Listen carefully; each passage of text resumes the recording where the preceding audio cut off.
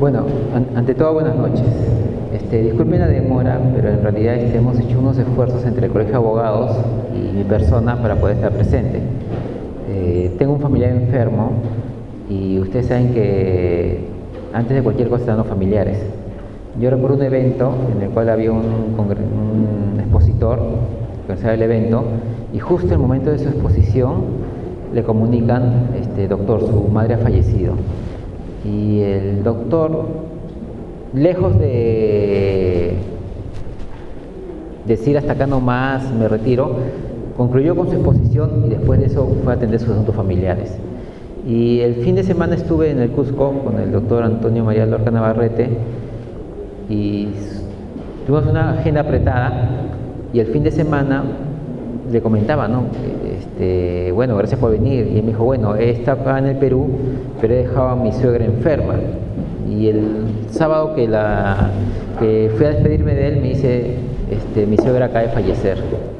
Entonces a veces es más importante dar espacio a los asuntos familiares, ¿no?, que a los asuntos académicos, profesionales, porque hay momentos que no se van a repetir en la vida. Entonces tenemos que cumplir con ciertas obligaciones que no permiten, pero tenemos que hacer esfuerzo para cumplir con lo que nos hemos comprometido. Entonces estamos acá presentes para hablar del proceso contencioso abreviado. ¿Sí? ¿Puedes poner la primera?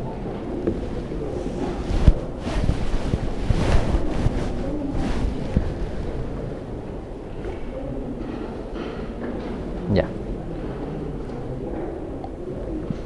Para los que no me conocen, quiero presentarme, porque tal vez la presentación ha sido muy clara. Mi nombre es Omar Sumaria Benavente, soy profesor en Derecho Procesal en la Facultad de Derecho de la Universidad Inca Garcilaso de la Vega y en la Academia de la Magistratura. He seguido una maestría en Derecho Procesal en la Universidad de Rosario, Argentina, y soy doctorando en Derecho Procesal Contemporáneo en la Universidad de Medellín. Soy miembro de la Asociación Internacional de Derecho Procesal, de la Inter-American Bar Association, del Instituto Iberoamericano de Derecho Procesal, del Instituto Panamericano de Derecho Procesal, del Instituto Colombo Venezolano de Derecho Procesal, del Instituto Vasco de Derecho Procesal. ¿Para qué les digo esto? Les digo esto porque algo sé de derecho procesal. O sea, no soy un improvisado, sino algo sé de derecho procesal. Y lo que vamos a tratar acá de conversar es de este proceso abreviado que está en el código. ¿De qué se trata? ¿De qué es? ¿No? ¿Qué misterio abarca? Bueno, el hecho es que el derecho procesal ha cambiado en el tiempo. Desde un momento en que se estudiaba el derecho procesal en el pregrado, donde veíamos el proceso como objeto del derecho procesal, donde se estudiaba la acción, la jurisdicción y el proceso como elementos separados del derecho procesal, y se estudian las teorías de la acción entre concretas y abstractas, y las teorías de la jurisdicción entre subjetivas y objetivas, y la teoría del proceso entre la relación jurídica y la situación jurídica, lo cual llevó a una confusión teórica y práctica respecto de qué modelo procesal tenemos. Tanto es así que en el año 1947 Niceto Alcalá, Zamora y Castillo decía: de la jurisdicción sabemos lo que es, pero no sabemos dónde está, si en derecho procesal o en derecho constitucional. Del proceso sabemos dónde está, en derecho procesal, pero no sabemos lo que es, si una relación o una situación jurídica. Y de la acción no sabemos ni lo que es ni dónde está. Entre ese debate en que es una acción concreta o una acción abstracta. Eso lo decía Alcalá Niceto Zamora en 1947. Sobre la base de eso se originó esta disciplina de derecho procesal, sobre ese trípode desvencijado, como denominaba.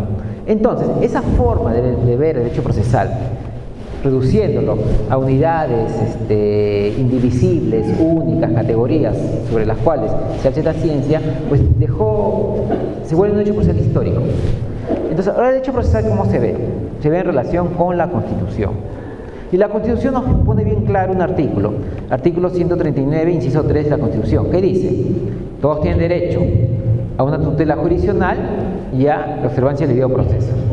Que se repite en el artículo 1 del Código Procesal Civil, que dice: todos tienen derecho a una tutela jurisdiccional, le añade la palabra efectiva y a las reglas del debido proceso.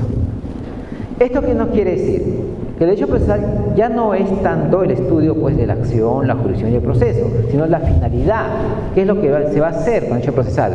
Entonces, la finalidad del derecho procesal es obtener tutela jurisdiccional. Porque finalmente, cuando uno ejercita el derecho de acción, ¿okay? ¿Qué es la acción? ¿Qué es la acción? ¿Qué es? La acción es el acto de hacer valer Es un acto, un derecho, es un derecho. ¿Y los derechos quiénes los tienen? ¿Quién tiene derechos? Las personas, ¿no? Jurídicas o naturales, ¿quién tiene derechos? Las personas. ¿Los animales tienen derechos? ¿Sí o no? ¿Los animales tienen derechos?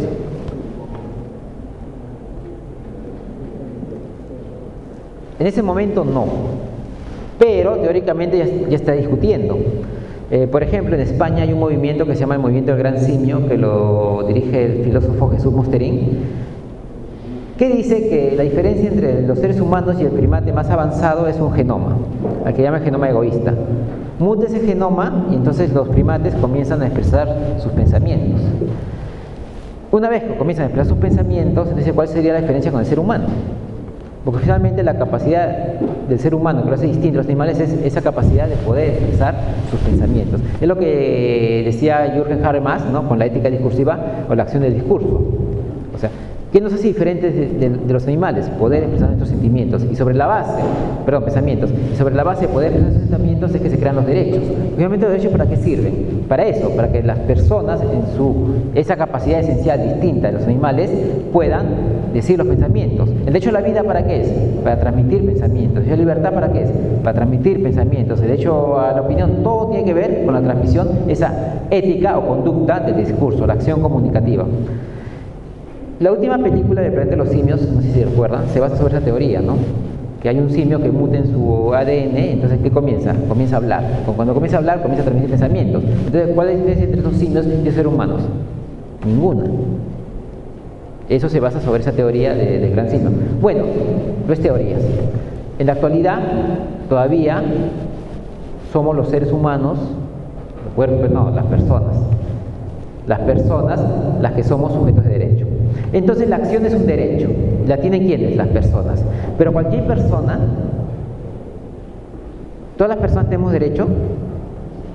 Si tú caes en una isla, eres un náufrago aislado del mundo, ¿necesitas derechos? Entonces, ¿cuándo nacen los derechos? Imagínense la película, ¿han leído el libro Robinson Crusoe? En un náufrago que cayó en la isla, ¿no? En una isla y vivía solo. O mejor la película El náufrago, con Tom Hanks. El chico viajó en un avión, tenía que llevar un paquete de EDES, creo, FedEx, no sé, la empresa, y cayó en una isla solo. Ese chico necesitaba derechos. Vivía con una pelota que se llamaba Wilson, ¿no? Pero bueno, la pelota no cuenta. Pero necesitaba derechos. ¿Cuándo aparecen los derechos? En la medida que hay otro individuo.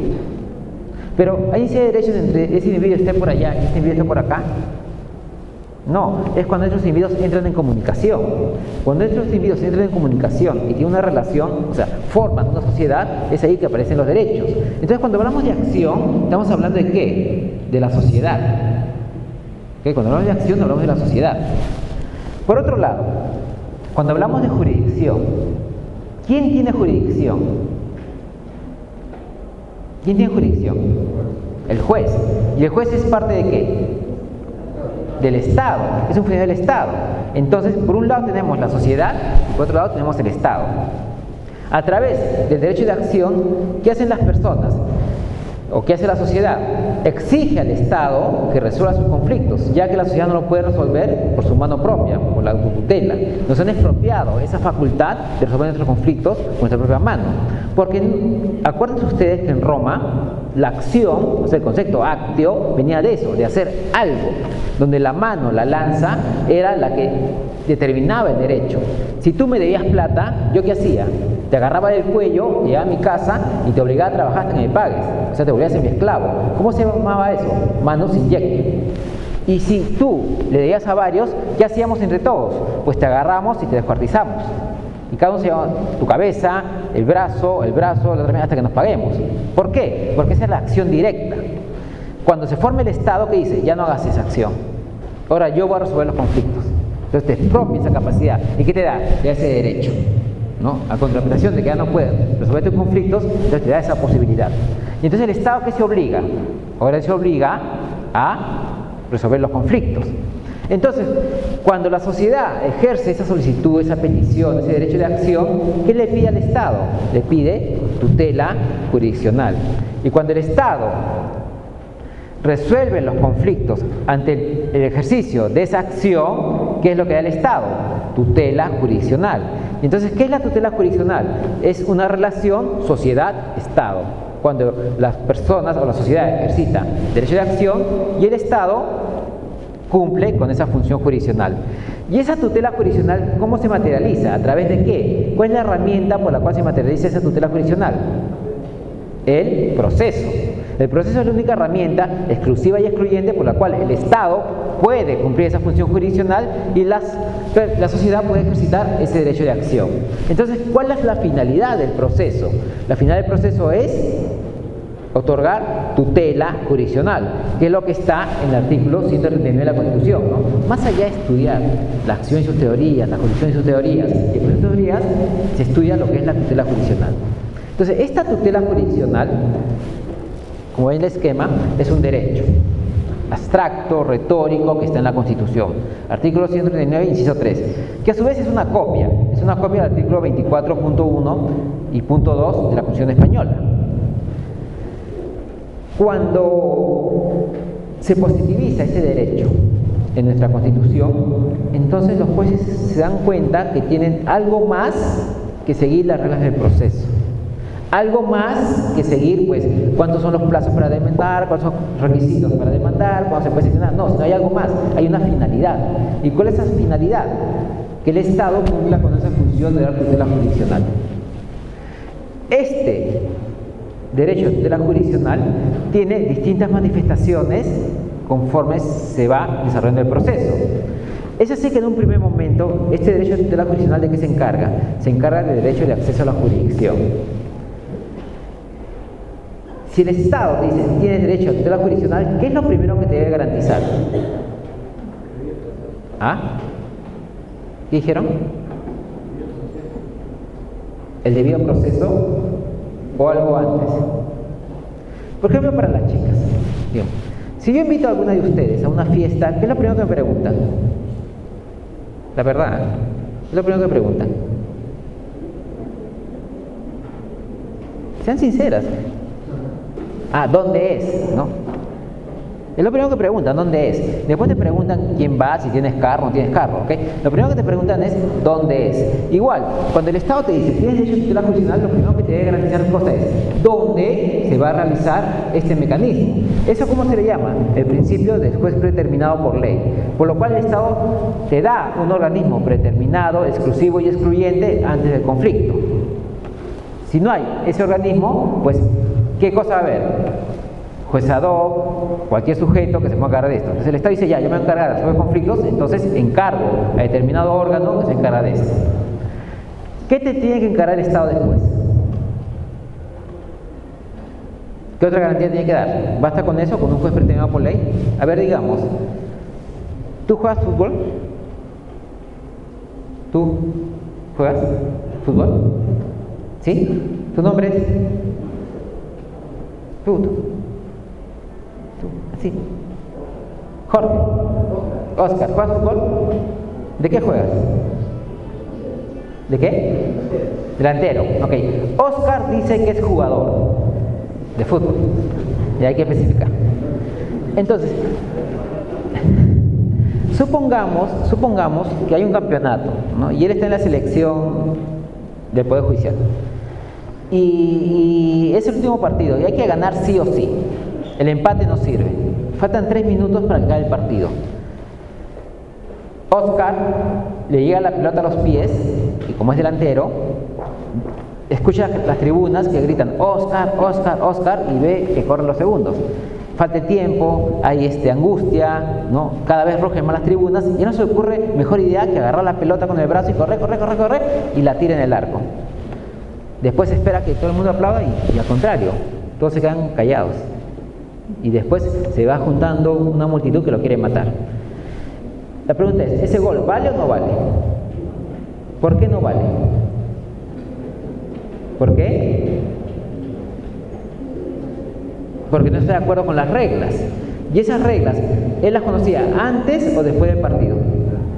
Antes, él entró a jugar con esas reglas. Entonces, lo segundo que te debe garantizar el Estado, aparte de un órgano predeterminado, preexclusivo, persistente a conflictos, son reglas predeterminadas, persistentes a conflictos. Si no hay un órgano y reglas establecidas, entonces no se puede seguir este mecanismo de tutela jurisdiccional. Son dos cosas que te debe dar.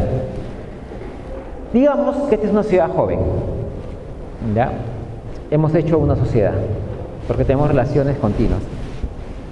Nos hemos cansado de arreglar conflictos con nuestra propia mano. ¿Por qué? Porque resulta que si yo tengo un problema con el señor, pues lo mato. Y después otra persona tiene un problema conmigo y me mata. Y así nos paramos matando. ¿Qué va a pasar al final? Que nos vamos a extinguir. Dijimos, no, es una forma ineficiente. Económica, moralmente, socialmente, psicológicamente. Entonces, al constituir una sociedad, le hemos encargado al señor que él sea quien resuelve los conflictos. ¿Qué estamos cumpliendo en ese aspecto? Estamos cumpliendo con el principio del juez predeterminado. Establecemos las reglas, decimos, bueno, vamos a ir donde el señor, tu nombre es, perdón, tu nombre, Gerardo. Vamos a ir donde Gerardo, todos, cuando tengamos un conflicto, y él lo va a resolver. Y vamos a establecer las reglas. Las reglas son que uno presenta una solicitud, otro contesta la solicitud, se llama una audiencia y él resuelve. Tenemos el principio de legalidad. Pero establecemos esta regla, que solo podemos ir donde Gerardo los días que llueva. ¿Qué les parece esa regla? ¿Qué les parece, sinceramente? ¿Por qué? ¿Porque en Lima no llueve? Porque todo el mundo tendría que estar esperando en su casa, debajo del brazo, que no llueva. Entonces estamos condicionando el ejercicio del derecho de acción a un hecho futuro, impredecible, incierto. Ok, una regla muy mala. Pongamos otra regla. Podemos ir donde Gerardo, juez predeterminado, y en las reglas por las cuales se va a desarrollar el proceso, cualquier día, pero él tiene una ruleta y gira. Y si sacas el número, pues presentas la demanda. Si no lo sacas, no lo presentas. Ahora, ¿cuál es el problema? Podríamos ir todos los días. ¿Qué es lo extraño ahí? Que igual que en la primera situación estamos condicionando el ejercicio de derecho de acción, pero ahora un hecho aleatorio. En ambas situaciones, estamos limitando el ejercicio del derecho de acción en lugar de ampliarlo. Y lo que tiene que hacer el Estado es ampliar el ejercicio del derecho de acción a toda la sociedad, no restringirlo a ciertos temas. Bueno, esas reglas son malas, pongamos otra. Podemos ir a Gerardo, pero para casos importantes tenemos que pagar $10.000. Total, necesita un escritorio, un asistente, lapicero. Y para casos muy importantes, $5.000. Ahora, ¿cuál sería el problema? ¿Cuál sería el problema? Lo económico. Ahora estamos condicionando el ejercicio de derecho de acción ¿a qué? A la capacidad económica de las partes. E igualmente lo estamos restringiendo. Muchos estados, ¿no?, hacen eso. En lugar de ampliar el ejercicio del derecho de acción, lo restringen por cuestiones económicas. Las tasas que se pagan por el Ministerio de Justicia están prohibidas. ¿Están prohibidas por qué? Porque supuestamente, ¿qué dice la Constitución respecto del Servicio de Justicia? ¿Cómo debería ser? Gratuito. Pero en realidad, ¿es gratuito? Lo mínimo, ¿cuánto cuesta un proceso? ¿Cuánto es la tasa más baja? 30 y tantos soles, 34 soles. Ok, más 2 cédulas, ¿cuánto es? Son 14 soles. No, 7 soles más, ¿no? Más el papel, más la firma copiada de abogado, más el transporte. En realidad, la justicia es gratuita. Lo mínimo que te cuesta presentar una demanda son 100 soles. 100 soles, una persona que gana 750 soles al mes, ¿cuánto representa?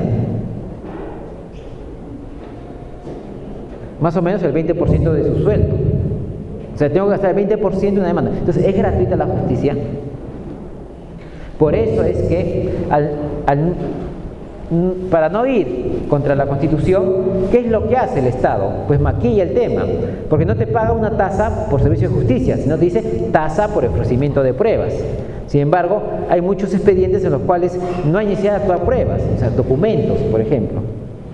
Entonces, ¿pero qué dice? No, lo que pasa es que acá hace un servicio y maquillo la cosa, pero finalmente, con pruebas o sin pruebas, tú tienes que pagar eso. En realidad es un impuesto a la justicia. ¿Por qué le ponen el nombre de tasa por ciento de pruebas? Porque justamente no quieren ir contra el mandato constitucional, entonces le han sacado la vuelta. Entonces, esas son formas de restricción del acceso a la jurisdicción. Tanto es así que en las últimas elecciones generales todos los partidos, todos los proyectos de planes de gobierno que ofrecían gratuidad de la justicia. ¿Por qué? Porque la finalidad del Estado es que el acceso a la jurisdicción sea para todos y no sea para unos cuantos. Cuando el Estado cumple con eso en un primer momento, está cumpliendo con los derechos de acceso a la jurisdicción o una tutela jurisdiccional de primer grado. Pero ahí no se acaban las garantías del proceso, sino que una vez que entras en este sistema, el Estado te da otro tipo de garantías. Una vez que has entrado al acceso a la jurisdicción, pues el Estado que te tiene que dar un proceso que se dé en una situación de dualidad de posiciones, es decir, que hay un demandante y un demandado. ¿Y qué implica eso? Que el juez es demandante o es demandado. ¿Qué cosa es? No es ni demandante ni demandado, por lo tanto el juez no tiene posición, por lo tanto el juez ¿qué cosa es? Imparcial. Imparcial e imparcial. ¿Por qué imparcial? Imparcial porque no se divisa con ninguna de las partes, e imparcial porque no hace ninguna actividad que hacen las partes, distinto de ser neutro. La neutralidad es un principio político. La neutralidad se origina en el derecho liberal. ¿Por qué? Porque el juez no podía aplicar la ley, porque el juez no podía hacer nada con respecto a la ley, él tenía que aplicarla en forma neutra. Ahora el juez es neutral, porque el juez es un ente político. En la medida que el juez tiene poder, es político. Entonces el juez sí está vinculado. ¿Pero a qué está vinculado? Está vinculado a la Constitución. Tanto es así que si el juez encuentra que hay una contradicción entre una norma de inferior rango y una norma de nivel constitucional, ¿qué hace el juez? Deja de aplicar la segunda, ¿no? Y aplica el principio constitucional. Entonces, ¿el juez es neutral? No es neutral, el juez está vinculado, ¿pero qué? A lo que dice la Constitución. ¿Okay? Diferenciamos lo que es imparcialidad y neutralidad. Pero a su vez, este proceso que sea en dos posiciones, demandante y demandado, un juez imparcial e imparcial, pues estas partes tienen que estar en ¿qué? Una posición de contradictorio, que es el ataque y defensa recíproco, ¿no? El derecho de defensa. Pero para que esto suceda, estas partes tienen que estar en igualdad formal ante la ley. Por lo tanto, no se puede reproducir la desigualdad material dentro del proceso. Para eso está el legislador, no el juez. Cuando se dan estas garantías dentro del proceso, entonces hablamos de una tutela jurisdiccional de segundo grado. Ojo, que va avanzando el proceso, van avanzando las garantías y va avanzando el grado de tutela jurisdiccional. Las primeras son la tutela jurisdiccional de primer grado o acceso a la jurisdicción. Las segundas son garantías del proceso o tutela jurisdiccional de segundo grado. Pero ahí no acaba la misión del juez o del Estado. Cuando se inicia el proceso, el juez tiene que dar una respuesta. No se puede cruzar de brazos y decir, no, yo no respondo, como si era en el derecho romano. En el derecho romano, cuando el juez no veía las pruebas suficientes, que decía, non licet, o sea, no resuelvo. O en el derecho anglosajón. En el derecho anglosajón, el juez se puede dar el privilegio de que este caso no me convence, por lo tanto no lo veo. En el sistema no, el juez está obligado a dar una respuesta. Pero no es cualquier tipo de respuesta. Digamos que la señorita y su compañera tienen un problema de $10,000. Okay. Y han seguido todo un proceso, yo soy el juez. Y es un viernes y el día lunes yo digo, efectivamente la señora tiene razón, hay que pagarle $10,000. ¿Por qué? Porque el día de ayer yo tuve un sueño y vino un ángel y me dijo que ella tenía razón. Estoy dando una respuesta, sí estoy dando una respuesta, pero ¿cuál es el problema? ¿Que los ángeles no existen? Yo creo en Dios, debo creer en los ángeles. ¿Cuál es el problema? El problema es pues, que no es una respuesta fundamentada ni motivada. ¿Qué es la fundamentación? Que esa respuesta, aparte de resolver el conflicto, es decir, que tenga congruencia entre el objeto del proceso y el objeto de la resolución, tiene que tener dos variables objetivas. Una, que sea fundamentada, es decir, que esté basada en una norma jurídica vigente, y dos, que esté motivada, es decir, que haga una explicación lógica por qué he elegido esa norma para ese caso concreto. O sea, son dos variables objetivas. ¿Para qué sirven esas variables? ¿Por qué se les exige al juez? Ya bastante trabajo tienen con llevar todo el proceso, ya bastante trabajo tienen con resolver, ya bastante carga moral, sentimental tienen con decir, tiene razón, porque aparte le pedimos que diga en qué norma se basa y que explique por qué eligió esa norma. ¿Cuál es la finalidad de eso? ¿Cuál sería? Todas las formas son garantías. ¿Qué es lo que se quiere? ¿Dónde está el gran poder del juez? ¿Qué diferencia al juez de los otros órganos del Estado? ¿Qué diferencia al juez del legislador y del ejecutivo? ¿Perdón? No. ¿Tú quieres hablar? A ver, el legislativo emite un acto a través de una ley, un decreto legislativo, un decreto ley. Conforme varían los intereses, puede variar, ¿o no? ¿No? Varía la conformación del Congreso, varían los intereses en juego, varía la presión política, y una ley que se dio hoy, mañana puede quedarse en efecto. Hoy dieron la ley de la comida chatarra, mañana la gente presiona y se cambia y no pasa nada. El Ejecutivo dice un acto y ese acto puede estar contra las normas y lo puede revisar. ¿Quién? Justamente el Poder Judicial. Pero lo que dice el juez en última instancia, ¿alguien lo puede revisar? ¿Alguien lo puede revisar? ¿Ah? ¿Quién? No, en última instancia. ¿Alguien lo podría revisar? Salvo la intromisión de los organismos supranacionales, lo que dice el órgano funcional en última instancia, ¿alguien lo podría revisar? No. Ese es el gran poder de los jueces, que tienen siempre la última palabra. Lo que dicen es efecto, cosa juzgada que le da la seguridad jurídica, es un gran poder. Ese gran poder se vio en el caso que se estaba debatiendo el año pasado, ¿no? De la sala de Villestein. Estemos de acuerdo, no estemos de acuerdo, ahí se ve el poder de los jueces, porque finalmente lo que dice la sala, eso es, de intromisión de los organismos supranacionales ya es otro efecto, producto de la ideología de derechos humanos, pero en un sistema, pues eso es el poder de los jueces. Entonces, ¿cómo controlamos ese poder? Si yo tengo una palabra, ¿cómo lo controlamos?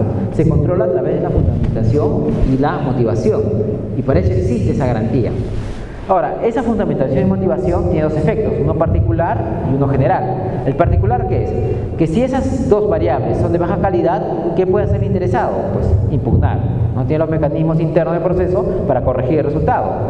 Pero por otro lado, si esa resolución tiene esas variables de baja calidad, ¿qué genera en la sociedad?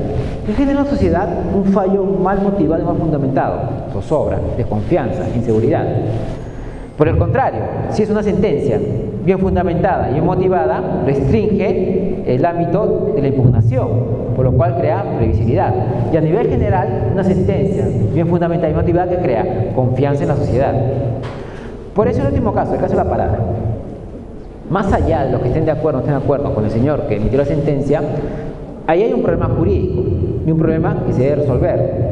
¿Qué es lo que crea zozobra en la gente? La forma como fundamentó y cómo motivó, sobre todo. ¿No? Ese es el problema. Entonces, ese es el efecto que genera la sociedad. Una alta calidad de eso pues genera confianza. Una baja calidad crea zozobra, más allá del fallo. Entonces, por eso se le exige al juez. Pero ahí no acaba la misión del Estado. Sino el Estado, ¿qué tiene que hacer? Que esas sentencias que emiten los jueces sean susceptibles de ser ejecutadas. Si una sentencia no cambia la realidad, no modifica, no tiene efectos, entonces no sirve de nada. Cuando se da eso, cuando se da una respuesta que resuelva el conflicto fundamentada y motivada, estamos hablando de una tutela jurisdiccional de tercer grado. Y cuando esa sentencia motivada, fundamentada, que resuelve el conflicto, eso es que es eficaz, estamos hablando de una tutela jurisdiccional de cuarto grado. Cuando se dan los 4 grados de tutelas, entonces estamos hablando de una tutela jurisdiccional efectiva. Entonces, ¿qué le añade la palabra efectiva al concepto de tutela jurisdiccional? Para los que me han seguido. ¿En qué cambia decir tutela jurisdiccional a tutela jurisdiccional efectiva? ¿O es lo mismo? No es lo mismo, ¿no? ¿Por qué? Porque la tutela jurisdiccional está en la Constitución, artículos 139, 102. Todos tienen derecho. Pero ¿cuándo se ha vuelto efectiva?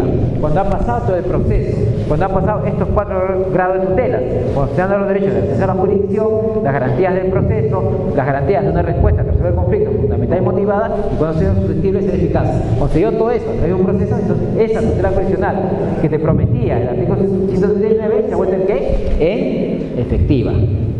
Entonces, la finalidad del proceso, ¿cuál es?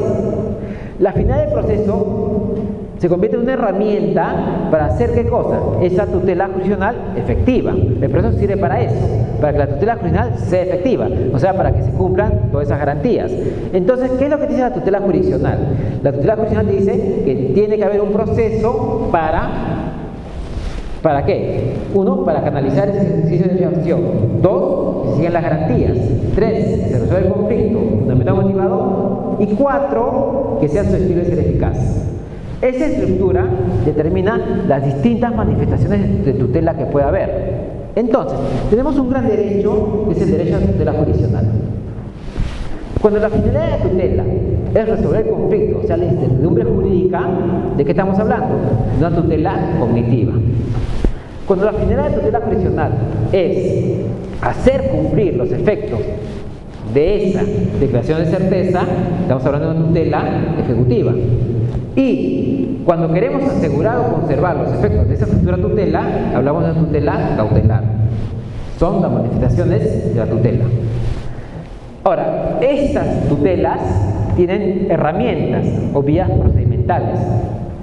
Cuando lo que se pretende es la declaración de certeza respecto de un conflicto, ¿no?, de incertidumbre jurídica, lo que pretendemos es una tutela de tipo cognitiva. Y tenemos 3 herramientas. ¿Cuáles son esas herramientas? El proceso de conocimiento, el proceso abreviado y el proceso sumarísimo. Ojo que los 3 tienen la misma finalidad. Son herramientas ¿de qué tipo de tutela? ¿De qué tipo de tutela son? Cognitiva. O sea, son especies del mismo género, sino que después van a tener diferencias específicas. O sea, son herramientas que sirven para la misma finalidad. Cuando lo que queremos es que se hagan material los efectos de esa tutela cognitiva, entonces tenemos la tutela ejecutiva. La tutela ejecutiva se ve a través de los procesos ejecutivos o los procesos de ejecución. Y cuando queremos observar los efectos de tutela, tenemos los famosos procesos cautelares. En nuestro sistema se llaman medidas cautelares. El segundo y tercero no es parte de esta sesión. Vamos al primero. ¿Por qué existen 3 herramientas distintas por una misma finalidad? Si los 3 tienen la misma finalidad: el proceso de conocimiento, el proceso abreviado y el proceso sumarísimo. ¿Cuál sería la razón de ser de eso?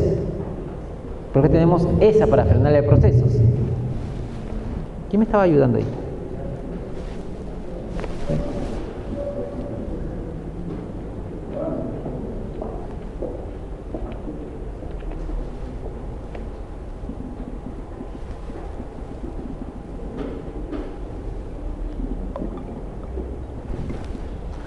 En ese esquema, esa recta que ven al medio, negrita, vendría a ser el proceso cognitivo. Todo tipo de proceso cognitivo. ¿Por qué es una recta? Es una recta porque ¿qué cosa es una recta? ¿Qué es una recta? ¿Qué recuerdan por recta? No, es un segmento. Un segmento es una secuencia de puntos. ¿Cuál es la diferencia entre el segmento y la recta? Justamente la recta es una flechita. ¿Por qué? Porque la recta tiene un punto de origen, una trayectoria y un punto de destino. Entonces el proceso es igual, tiene un punto de origen. ¿Cuál es el punto de origen? El ejercicio del derecho de acción. Tiene una trayectoria y un destino. ¿Cuál es el destino? La jurisdicción. O sea, ¿para qué ejercito acción? ¿Cuál es la finalidad yo de demandar? Que el Estado me dé una respuesta. O sea, salvo que sea un litigante patológico que me gusta demandar por demandar, porque me gusta ir a los tribunales, la gente quiere una respuesta. Entonces es una recta, un punto de destino, un espacio de tiempo y una trayectoria y un punto de destino. Este proceso que nosotros tenemos es un proceso metódico por etapas. ¿Por qué metódico por etapas?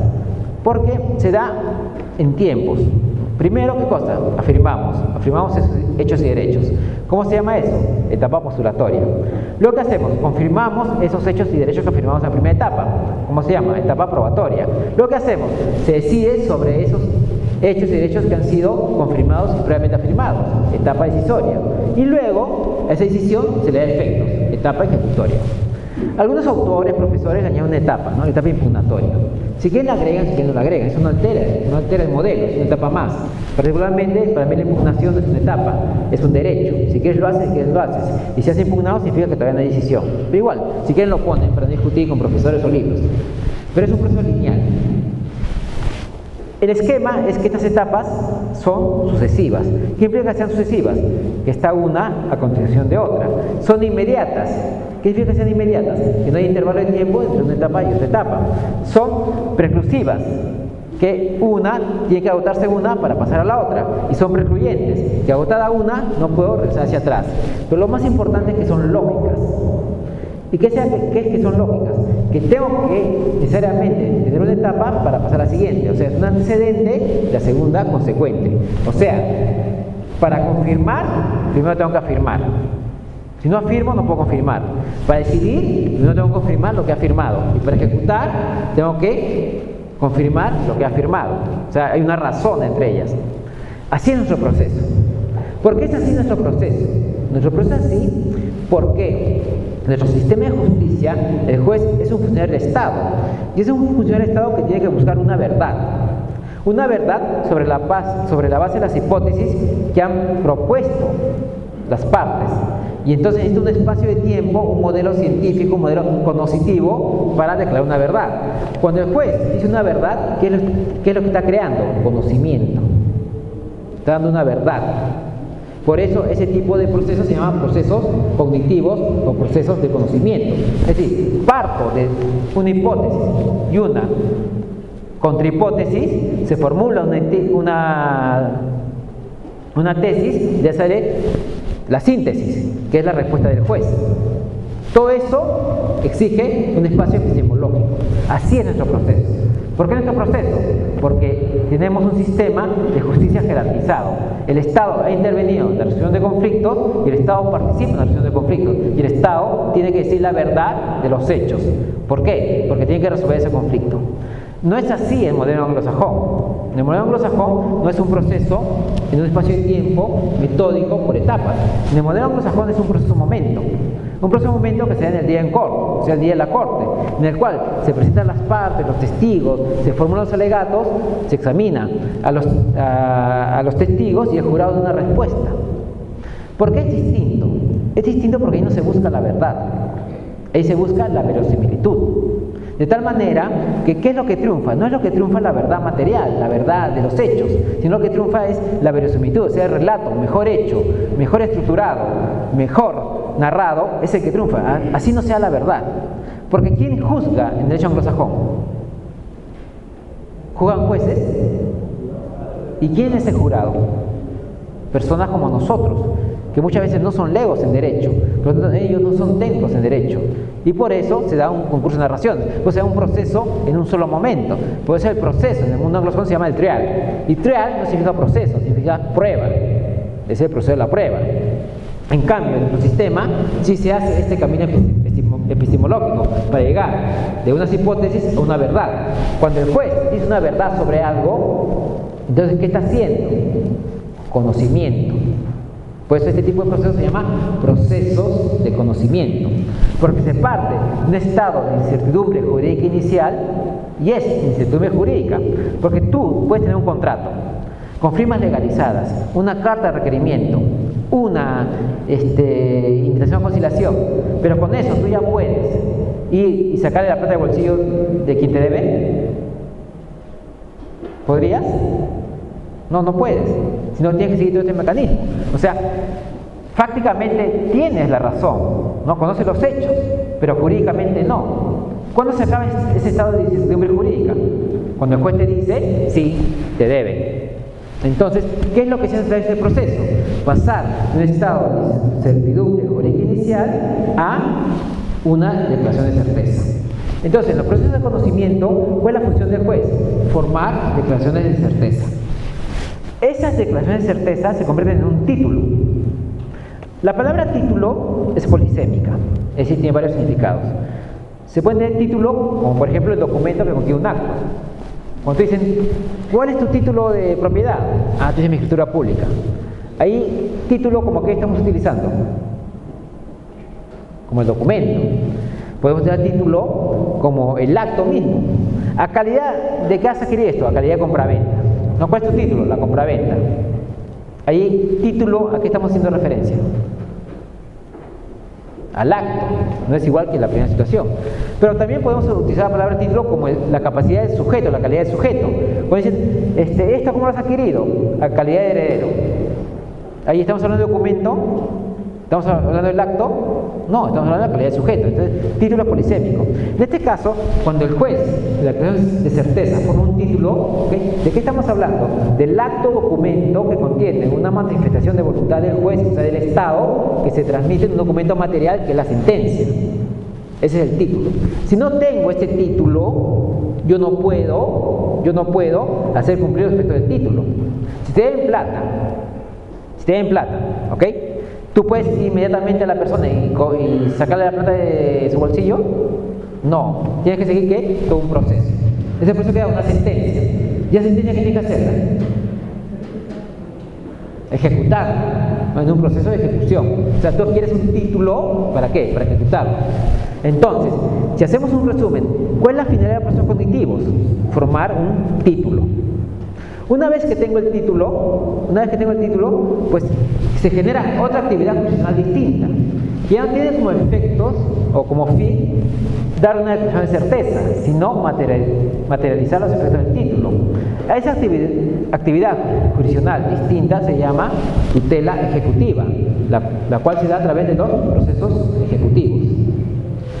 Pero, para ejecutar, ¿qué tengo que tener primero? ¿Qué tengo que tener para ejecutar? El título. Si no tengo título, no puedo ejecutar. Finalmente, cuando yo trato de obtener una declaración de certeza, o sea, un título, puede ser que el bien jurídico, el derecho que estoy reclamando, se pierda en el transcurso del proceso. Y entonces, ¿qué genero? Una actividad jurisdiccional distinta que tiene como fin asegurar o conservar los efectos de la sentencia. Cuando yo pido ese tipo de tutela, ¿qué tipo de tutela estoy solicitando? Tutela cautelar, cuya finalidad es asegurar o conservar los efectos del título.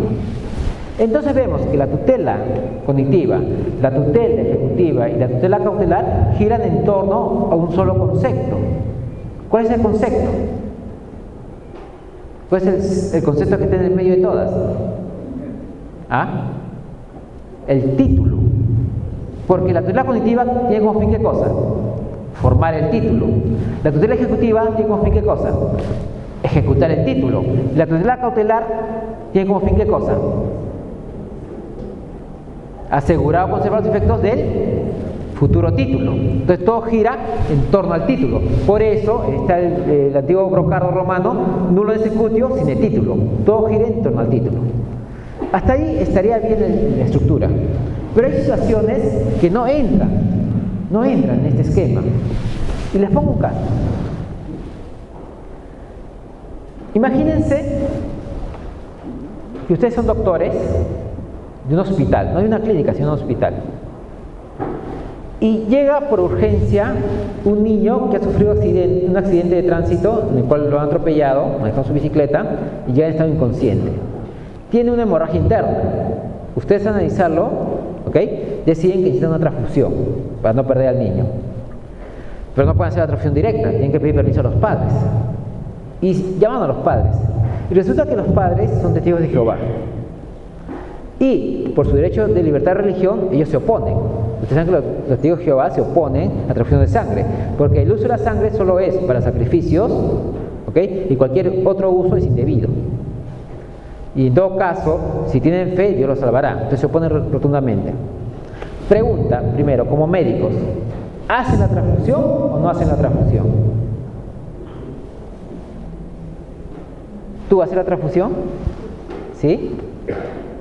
¿Sí? ¿Tú haces la transfusión? Que se muera. ¿Ah? ¿Qué haces? Ya, pero no te han dado. No, no, somos testigos de Jehová.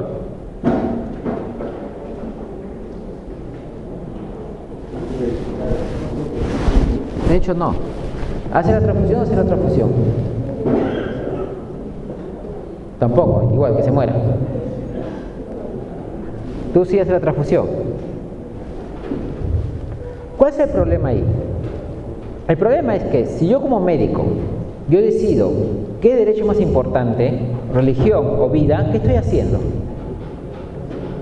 Estoy ponderando derechos. ¿Y quién es el encargado de ponderar derechos? Cuando hay conflicto de derechos, ¿quién debe resolver? El juez, ¿no? Y si yo no soy juez y pondero derechos, ¿qué estoy haciendo? Cuando yo como particular decido qué derecho es más importante, ¿cómo se llama eso? Se llama autotutela. Si el médico decide por sí mismo, este derecho es más importante que el otro, aunque diga que mi juramento hipocrático, que son cuestiones morales, éticas, que no son cuestiones jurídicas, ¿qué está haciendo? Autotutela. Entonces está tirando abajo todo el sistema jurídico, porque para eso se ha establecido el juez, ¿no? El órgano exclusivo, predeterminado, persistente al conflicto para resolver. Entonces está haciendo autotutela. Eso estaría prohibido. Bueno, ya no como médicos, van de ustedes como abogados. ¿Sabes qué? Me han dicho que si yo hago la transfusión, estoy haciendo tutela y estoy tirando abajo todo este sistema. Tú como abogado, ¿qué me recomiendas?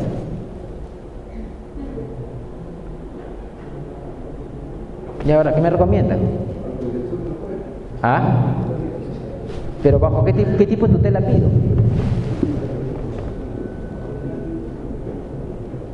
¿Qué tipo de tutela pido?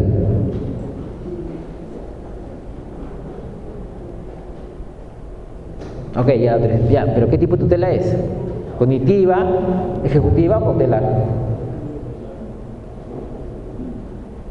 ¿Me siguen o no me siguen? Respondan pues.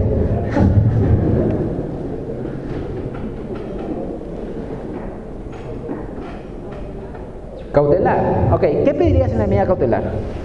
¿Quién dijo cautelar? ¿Quién? ¿Tú? Ya, ¿qué pedirías en la medida cautelar? ¿Qué pedirías? Que se permita la transfusión. Ok, te dan la medida cautelar. Después, ¿cuál sería tu pretensión principal? Ese lapso de tiempo que estás pensando, ¿qué has hecho? Has invertido el sistema. Has convertido lo cautelar en principal y lo principal en accesorio. ¿Por qué? Estás consiguiendo lo que quieres a través de una tutela cautelar. Y supuestamente la tutela cautelar es para asegurar o conservar los efectos de un futuro título.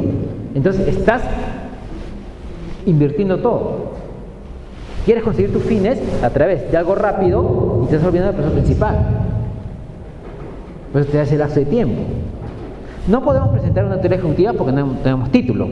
Y si presentamos una tutela cognitiva, ¿qué va a pasar? Que cuando llegue el título, el bien jurídico ha desaparecido, el chico está muerto. Y no podemos presentar una tutela cautelar porque estamos invirtiendo, ¿ok?, el sistema. ¿Qué hacemos? Dejémoslo en interrogantes. Pongamos otro caso. Imagínense una minera, ¿no?, que está en una zona elevada al costado de un lago. ¿Por qué? Porque las mineras necesitan extraer agua y vertir agua para hacer su actividad minera. Tienen todos los permisos de la ley. En la parte inferior hay un pueblo. Sin embargo, por estos cambios climáticos hay incremento de lluvias. ¿Qué significa? Que sube el nivel del lago. De tal manera que si la actividad minera continúa y vierte agua, ¿qué va a pasar con el lago? Se rebalsa, ¿no? Se desborda. ¿Y dónde cae? ¿Y qué pasa con el pueblo? Ok, los pobladores del pueblo van a ustedes como abogados. Dicen, ¿qué hago? Jurídicamente, la solución no es mudarse. ¿Qué tipo de tutela piden?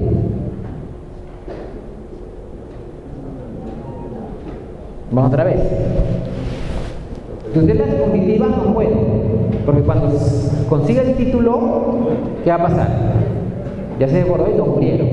Tutela ejecutiva no puedo. ¿Por qué? Porque no tengo ningún título que ejecutar. ¿Tutela cautelar puedo? Algunos dirían ya, una medida cautelar anticipada, ¿no?, de que se impida la actividad. Pero después, ¿cuál es la impresión principal?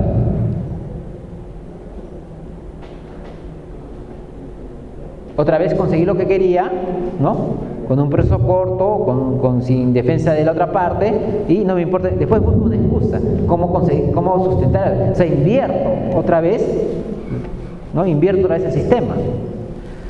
Un último ejemplo. Imagínense un padre de familia que está casado, tiene un hijo de 7 años, 6 años, ¿no? Esa edad en que los niños piensan que sus padres son unos héroes, ¿no? En esa edad los niños piensan que los padres son lo máximo. Ya a los 15 se encantan, ¿no? Y a los 30 otra vez lo van a buscar. Pero en fin. Y entonces, un buen día se pelean con la madre. Así horrible. No se pueden ver en pintura. Y el padre se va por su lado y deja a la madre con el niño porque el niño es pequeño. Sin embargo, estamos en quincena de diciembre. Nos faltan 10 días y va a llegar la Navidad. Y a este señor le llega una oferta de trabajo en el extranjero, que tiene que irse sí o sí a más tardar el 26 de diciembre. Eso significa que este 25 de diciembre que viene, tal vez es la última Navidad de estar con su hijo. De ahí tal vez no lo ve de acá en 4 o 5 años. Van de ustedes, como abogados, y dicen, ¿qué hago? Quiero ver a mi hijo esta Navidad. La respuesta no es secuestrarlo, sino jurídicamente. ¿Qué le recomiendan? ¿Qué le recomiendan, pues?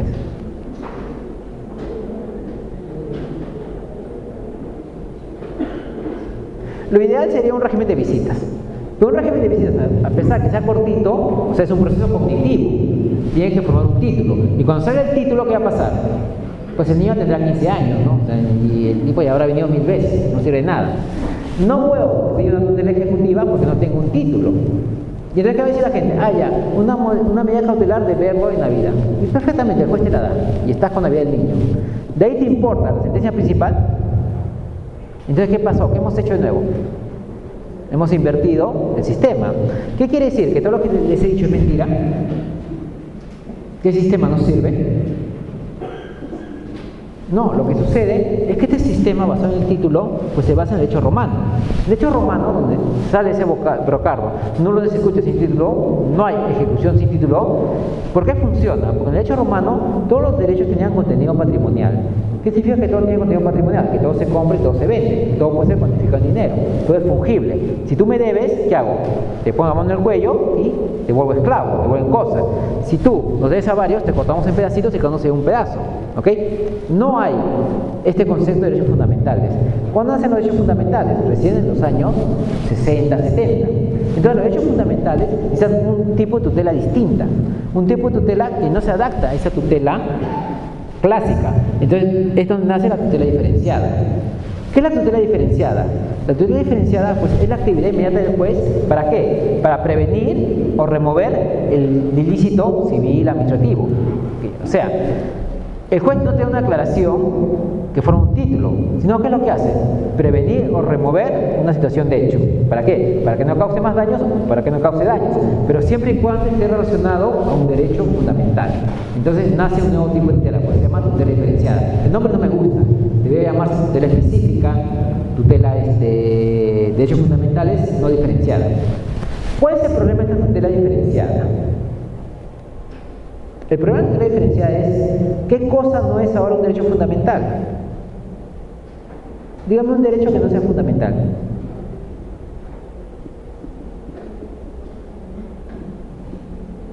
Solo dígame uno. Se quedan pensando porque los derechos fundamentales tienen esa función de expansión del globo de gas. Cada vez son más y más y más y más y más los reconocidos, ya sea por extensión o porque están en la ley. Y entonces, si todos los derechos pueden estar en este sistema, ¿qué es lo que se crea? Un sistema alternativo, de cual cualquier, hasta el derecho más patrimonial, como el derecho a la propiedad, el derecho a contratar, puede oír por el tema de derechos fundamentales y conseguir una tutela diferenciada, que son los casos que hemos visto. Y con lo cual creamos un sistema distinto, sin contradicción, sin derecho de defensa, con la sola afirmación de los hechos por una de las partes, y todo el mundo iría a ese sistema de tutela diferenciada. Entonces hay un gran peligro. Por eso es que nosotros no tenemos legislado todavía ese sistema, como si está en Argentina, o como si está en México, y en ¿dónde más? En Brasil, este sistema de tutela diferenciada. Viendo este contexto de tutela, el legislador, cuando quiso hacer el nuevo Código Procesal Civil, y él lo dice, lo que sucede es que el Código Procesal Civil no tiene exposición de motivos. 15 años después, uno de los autores del Código de Proceso Civil saca un comentario, ¿no? O sea, Juan Monroy, donde dice, bueno, no tenía posición de motivos, pero ahora voy a explicar más o menos. Y él, cuando especifica las vías procedimentales por las cuales se va a hacer este derecho de tutela jurisdiccional, que está en el artículo 1 del Código de Proceso Civil, título preliminar, dice, lo que yo quería hacer era un sistema de tutelas diferenciadas. ¿Qué significa un sistema de tutela diferenciada? Es decir, creo 3 vías procedimentales, conocimiento, abreviado sumarísimo, pero con relación a la pretensión concreta. O sea, me aparto del concepto abstracto de acción, que es el derecho de solicitar tutela jurisdiccional, para hacer vías distintas, pero con relación a la pretensión. Entonces, en todo modelo, puedes cambiar el siguiente.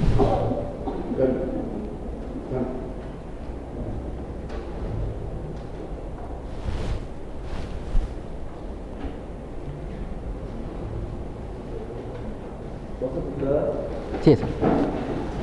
En todo modelo procesal tenemos 2 tipos de procesos basados en esta tutela clásica: los procesos de conocimiento plenarios y los procesos de conocimiento sumarios. ¿Cuál es la diferencia entre ellos?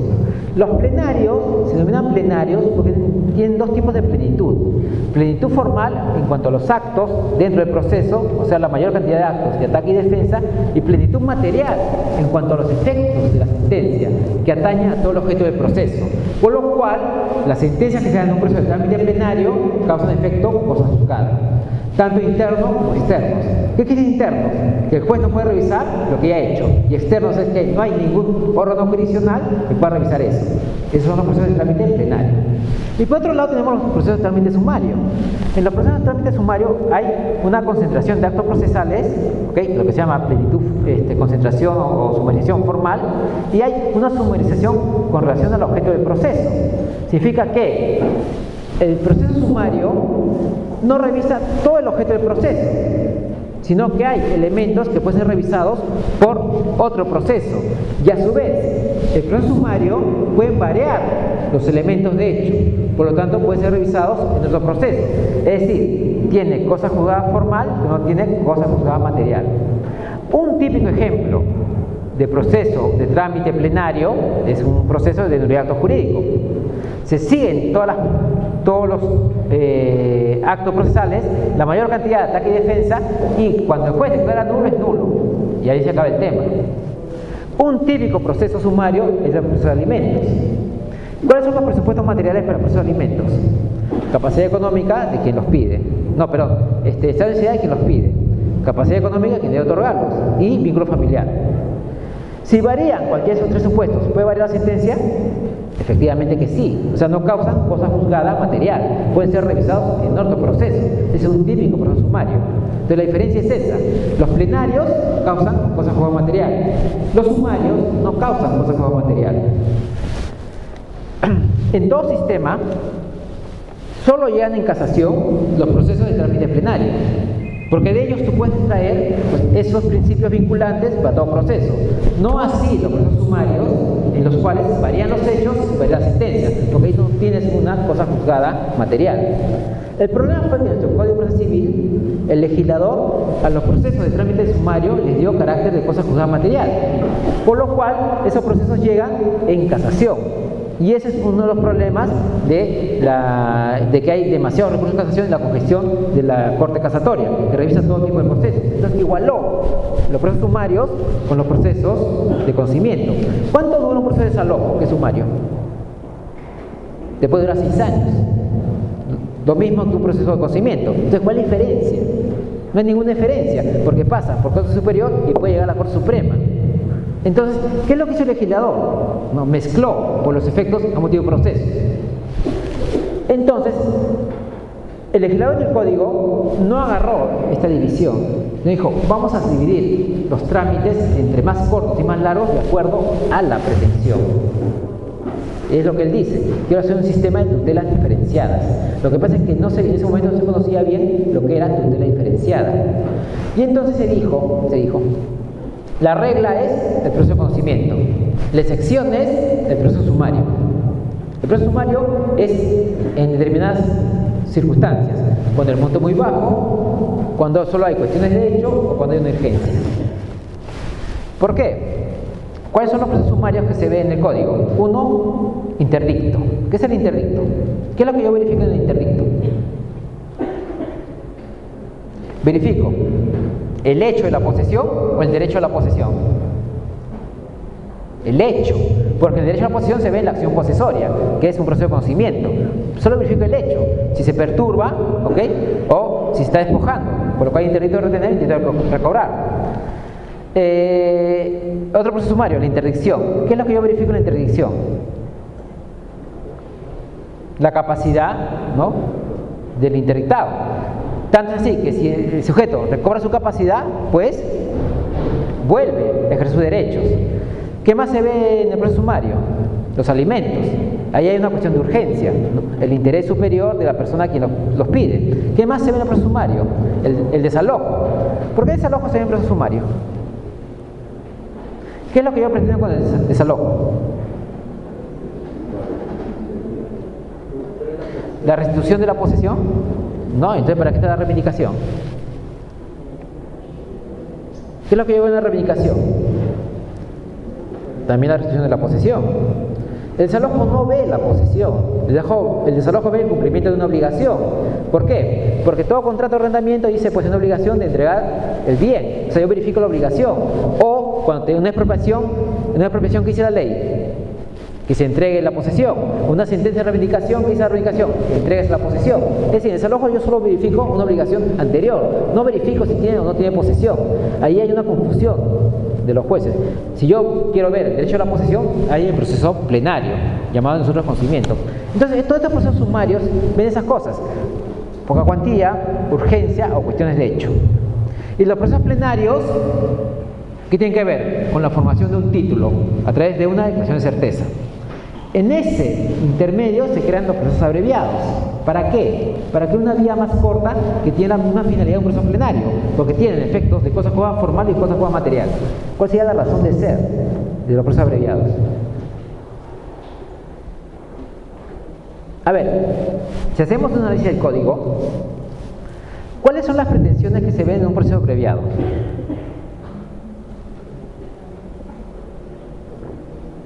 ¿Recuerdan? No.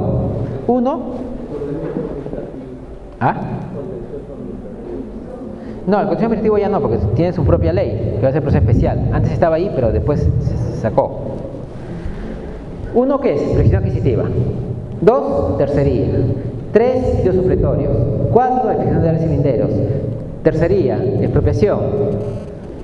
Y por ahí tienes responsabilidad civil de jueces. Entre los primeros, ¿qué tienen en común eso? Si fuese un examen de admisión, yo digo, estas pretensiones que tienen en común, ¿qué es lo que tienen en común? Prescripción adquisitiva, títulos supletorios, rectificación de áreas cilinderos, expropiación, tercería, todo eso que tienen en común. Efectivamente, tiene que ver con el derecho de propiedad. Entonces, el legislador nunca dio una explicación, pero creó una vía más corta, similar al proceso plenario, pero que concentra actos procesales y concentra ciertos tiempos, pero con relación a un derecho en especial, y es el derecho de propiedad. La pregunta es ¿por qué? ¿Por qué creamos una vía más corta con los mismos efectos de un proceso plenario con este tipo de pretensiones? No hay una explicación. La explicación es de tipo sociológica política. ¿El código de qué año es? Del año 93. En el año 93 estaba en plena vigencia el gobierno de Fujimori. Mal que bien, el gobierno de Fujimori reemplaza al gobierno de Alan García. Con respecto a los que sean apristas, el primer gobierno de Alan García fue un desastre. No fue un desastre por Alan, sino fue un desastre por el plan de gobierno, porque trataron de implementar un plan de gobierno que estaba desfasado en el tiempo. O sea, eso, consume lo que el Perú produce, cero pago de deuda externa. ¿Qué trajo? Trajo que hagamos nuestros propios productos, pan de kiwicha, leche ensi, no sé quién lo habrá comido, era incomible. Yo hacía mis colas para comprar el pan de camote, el pan de trigo, no había dólares, ¿no? Dólares MUC, comprar dólares más barato para provocar importación. ¿Por qué? Porque era un modelo distinto a esa época, el mundo ya había cambiado, o sea, fue un modelo desfasado. ¿Qué trajo como consecuencia? Nos volvió un pari internacional. Ya había terminado el conflicto de ideologías, para bien o para mal. Había ganado el liberalismo, perdió el socialismo, no teníamos esa posibilidad de negociar con uno con otro, entonces quedamos como pares internacionales. Cuando entra Fujimori, ¿cuál fue la exigencia? Bueno, ingresa al mercado internacional, pero para ingresar al mercado internacional, el mercado, ¿qué derechos deben de verificarse en un mercado? 1, propiedad. 2, ¿cuál es? 1, la propiedad. 2, la libertad, y 3, la igualdad. ¿Ok? Es lo que forma el mercado. Si no se garantiza ese derecho, pues no hay mercado, que justamente es lo que no hacían los estados socialistas. ¿Por qué? Porque la propiedad es importante para que haya mercado. ¿Tú le comprarías a alguien que sabes que no es el propietario? No, no le comprarías. ¿Cuándo tú compras? Cuando justamente es el propietario. Entonces, este derecho, estas pretensiones relativas al derecho de propiedad tienen una vía más corta. ¿Para qué? Justamente para incentivar el mercado, para que el derecho de propiedad se concentre en la menor cantidad de personas posibles y haya menos costo de transacción y más intercambio. Entonces se fortalezca el mercado. Tiene una razón de ser en un momento político determinado. Tanto es así que en ese año pues sale el libro El otro sendero, de Hernando de Soto. ¿Qué es lo que dice Hernando de Soto en El otro sendero? ¿Recuerdan o no recuerdan? Dicen, el futuro del Perú está en la formalización de la propiedad. ¿Okay? Mientras más formal sea la propiedad, ¿okay? Entonces más se podrá proceder el mercado. Entonces todo eso lleva a eso. Presión adquisitiva, por ejemplo. ¿Para qué sirve la presión adquisitiva? ¿Cuál es la finalidad de la presión adquisitiva? Formar, ¿no? Convertir al poseedor en propietario por el uso del bien. ¿Qué es lo que no se quiere? Que esté la nueva propiedad, que no haya un poseedor por acá y un propiedad, sino se consolide en uno solo. Y por eso es un tiempo, ¿para qué? Para que se consolide en uno solo. ¿Por qué? ¿Para ti qué es más barato? ¿Comprarle a un poseedor y un propietario o comprarle a uno que está consolidado? A uno solo. Reduce el costo de transacción, se agiliza el mercado. Entonces, esa es la razón de ser la presión adquisitiva. Títulos supletorios. ¿Para qué sirven títulos supletorios? Cuando yo no tengo el título, ¿ok? Entonces formo un título a través judicialmente. Es como un duplicado de título, para garantizar que yo soy el propietario. Otra vez viene la propiedad. Retracto. ¿Para qué sirve el retracto? Hay varios tipos de retracto. Retracto judicial, retracto hereditario, retracto de bien litigioso. ¿Cuál es la finalidad del retracto? El más conocido es el retracto de los copropietarios, ¿no? Si hay dos copropietarios, ¿ok? Uno de los propietarios vende un tercero, ¿quién tiene derecho al retracto? El otro propietario. ¿Por qué se le da? ¿Por qué se restringe la libertad de contratar? Porque se quiere que la copropiedad se consolide en una sola persona, haya menos copropietarios. Porque es más costoso comprar a varios que comprar a uno. Si tú vas a comprar una casa de iguales características y acá hay 5 copropietarios, acá hay uno solo, ¿a quién le compras? A uno solo, porque son menos costos de transacción. Entonces, eso es lo que se quiere retracto. Y hay infinidad cantidad de retractos, ¿no?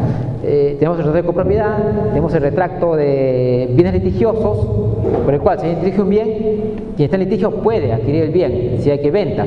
Retracto de bienes colindantes, si está afectado a servidumbres, ¿no? Si esta servidumbre afecta a mi bien, ¿ok? Lo puedo comprar para que tener mayor potencial de mi bien. O sea, ¿qué es lo que quieren todas estas pretensiones?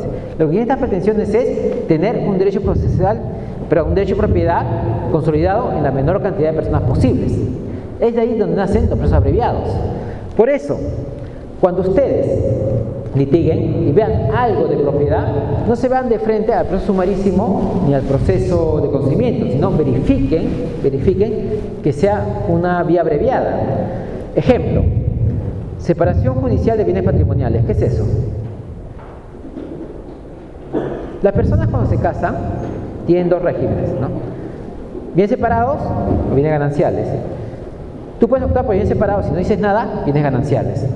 Por lo cual lo mío es tuyo y lo tuyo es tuyo también y lo mío también. Bueno, la mujer siempre gana. Pero en cualquier momento podemos variar el régimen. ¿Eso cómo se hace? Vía escritura pública. Pero solo hay un caso en el cual judicialmente se puede variar el régimen. ¿Cuál es?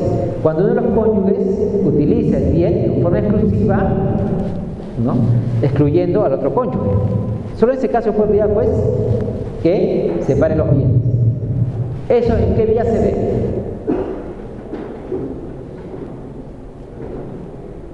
se ven abreviado. ¿Por qué se ven abreviado? Porque así lo dice la cuarta disposición tercera final del código. No tanto porque lo diga el código, sino porque saquemos la razón. ¿Qué es lo que se quiere? Derecho a propiedad, consolidar derecho a propiedad. Entonces, cuando hay cuestiones de derecho a propiedad, dudemos. Digamos, acá hay una vía específica. El tema es que esta parafernalia de vías procedimentales pues nos lleva a la esquizofrenia, porque hay demasiadas vías y tal vez los objetivos son los mismos y los fines son los mismos. Por eso es que la moderna legislación dice, esta clasificación es muy antigua. Ahora, por ejemplo, en España se dice que hay procesos generales y procesos especiales. La regla es el proceso general y, de acuerdo a las pretensiones, ciertos procesos especiales, pero solo dos vías, ¿no? Esto de conocimiento, abreviado, sumarísimo. Porque al final los tres tienen el mismo objetivo. ¿Cuál es el objetivo? Tomar un título. Un sistema de tutela diferenciada en el cual se han autorizado al proceso sumarísimo. Un buen ejemplo de eso ha sido la ley del proceso contencioso administrativo. Pues en el proceso contencioso administrativo solo hay dos vías. ¿Cuál es? El proceso especial y el proceso urgente. El proceso especial es para todas las pretensiones, pues el sistema de pretensiones que tiene el contencioso administrativo, ¿no es cierto? Es la regla. ¿Y cuándo viene el proceso urgente? El proceso urgente viene cuando se está vulnerando un derecho fundamental a través de la actuación administrativa. Entonces el proceso urgente resulta este sistema de tutela diferenciada. El sistema clásico ya no tiene abreviado procedimiento sumarísimo, no solo una vía procedimental. El sistema de tutela diferenciada tiene proceso urgente. El problema del proceso urgente con contencioso administrativo es que tiene una estructura cognitiva, es decir, hay etapa postulatoria, etapa de prueba y etapa decisoria, con lo cual el proceso urgente, ¿en qué se convierte? En un proceso cognitivo, y entonces es igual que nada, solo la bandera, ¿no? La estructura está mal, la idea fue buena, pero cuando se plasmó estuvo mal. El tema es, ¿por qué existen los procesos abreviados? Que se llaman procesos plenarios rápidos. Solo existen por coyuntura política, de acuerdo a determinadas pretensiones, que tienen su origen en lo que le he comentado. La tendencia es a tener solo dos vías procedimentales, una general y una de carácter especial. La general para todo tipo de procesos y la especial para este sistema de tutela diferenciada basado en los derechos humanos. ¿Alguna pregunta? Bueno, sí.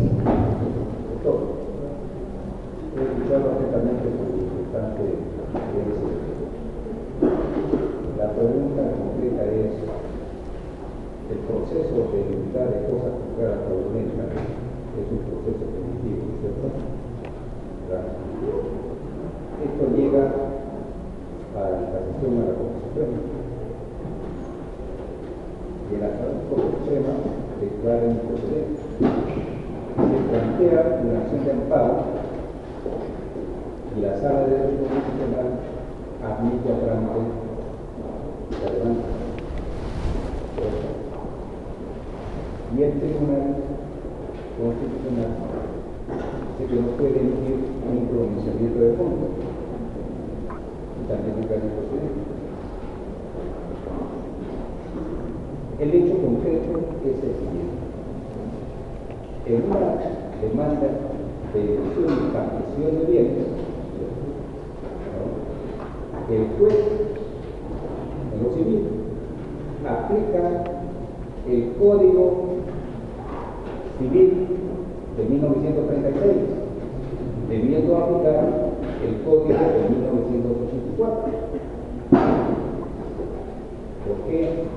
Porque la sucesión se produce en el 82 y para los efectos de el derecho que le asiste a los herederos, en este caso concreto, es de que los hijos legítimos e ilegítimos tienen los mismos derechos sucesorios respecto a sus padres. ¿Es cierto, doctor? Ya, el caso concreto no te puedo responder porque me faltan datos, pero con relación a este tema, ¿por qué pasa eso? ¿Sabes por qué pasa eso? Porque división y partición, ¿qué vía procedimental es? No, ¿qué vía procedimental debería ser? No, pero más allá del caso en concreto, la división y partición, ¿qué vía procedimental debería ser? ¿Es un proceso sumarísimo? Es proceso de conocimiento. ¿Pero qué tipo? ¿Abreviado? ¿Sumarísimo o conocimiento? ¿División y partición? ¿División y partición es conocimiento? No. La acción de que acá tienes unidad de cosas juzgadas. No, primero, división y partición. ¿Qué vía procedimental es? División y partición es un proceso sumarísimo. Es proceso sumarísimo, no es proceso de conocimiento, es proceso sumarísimo. Entonces, ¿qué es lo que sucede? ¿Ya? En todo sistema, donde tenemos esto de procesos de conocimientos y procesos sumarísimos, ¿ya? Que los procesos sumarísimos, justamente como pueden variar las cuestiones de hecho, o pueden variar los presupuestos conforme salga una nueva novedad, entonces hay un proceso de contradicción de sentencia, como era el antiguo Código de Procedimientos Civiles, ¿no? Cuando varían las situaciones de hecho, entonces un proceso plenario posterior, un proceso de conocimiento, podría revisar eso. Acá se desnaturalizó el tema. ¿Por qué? Porque a estos procesos se le dio efecto de cosa juzgada material. Entonces eso tiene los mismos efectos de un proceso de conocimiento. Por eso llega en casación, que no debería haber llegado, sino traído otro proceso. El proceso de cosas juzgadas fraudulentas es otro tema, porque ve si hay fraude, colusión, no, pero no es una revisión del proceso. Entonces, ¿qué es lo que ha pasado? Justamente en este esquema, por hacer este sistema de tutelas diferenciadas, se naturalizó lo que es de conocimiento con lo que es sumarísimo. Y ahí genera esos errores, que esos procesos lleguen en casación. Y vía en casación, pues se caigan abajo todo lo que tú has hecho. El problema es estructural. No más allá de tu caso concreto, ese es el problema, que el sistema está mal hecho. ¿Otro tipo de preguntas? Lo que yo le usted dice que lo que debe haber en todo caso es un proceso especial y un proceso general, en lugar de los tres, de los procesos de conocimiento abreviado y sumarísimo. Efectivamente, es la tendencia. Es la tendencia. Sí, en Europa, los nuevos códigos procesales, el código alemán y el código español quiere entrar a eso, se eliminan lo que es el proceso plenario rápido y el proceso sumarísimo, haciendo un proceso de tipo general para tutela de pretensiones y un proceso especial para esta tutela urgente. Porque el código de procedimientos civiles solamente establecía el sumario y el ordinario, nada más. Pero el sumario tenía la posibilidad de proceso contradictorio, que era un proceso de conocimiento posterior que revisaba el sumario, y eso no llegaba en nulidad. Ahora, como se originó este sistema de tutelas diferenciadas en tres procesos cognitivos, todos llegan en casación. Entonces, la Corte de Casación, ¿qué conoce? Un proceso de desalojo, un proceso de alimentos, con lo cual se confecciona la casación y no cumple con su función homofiláctica o uniformización de la jurisprudencia. Entonces, la acumulación de procesos de casación que no tiene nada que ver. Efectivamente. Bueno, el tiempo ha sido corto, en verdad tenemos para hablar horas y horas y horas y horas, ¿no? Pero ya nos ha faltado. Muchas gracias y nos vemos en la próxima oportunidad.